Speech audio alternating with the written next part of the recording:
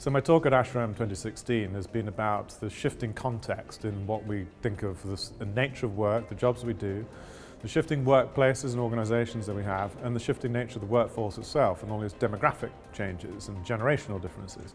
And looking at that context is the thing that's got to shape really how we respond as HR.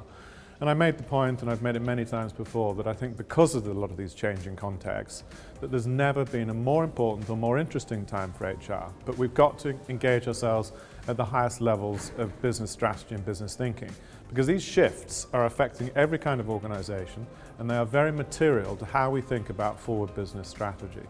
I think secondly, within all of that, is how is HR indeed responding? So we're seeing a lot more innovation, a lot of different ideas about HR practices. We're beginning to get better at the measurement stuff, but we've got more to do on that. So I think it's a very exciting time, and it was a real privilege and pleasure to be able to share some thoughts with the audience here today.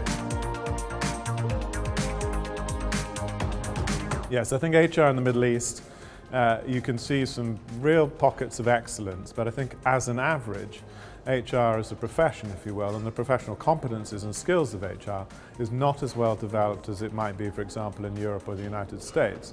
And there are fairly obvious reasons, I suppose, for that. But I am seeing, I think, some really good thinking going on. And I think a real determination from governments and from organisations everywhere across the region to improve HR capability, because at the centre of every organisation are people. And we need to make sure we're making the best use of our talents and skills of our workforce, engaging young people, particularly in the world of work in the Middle East.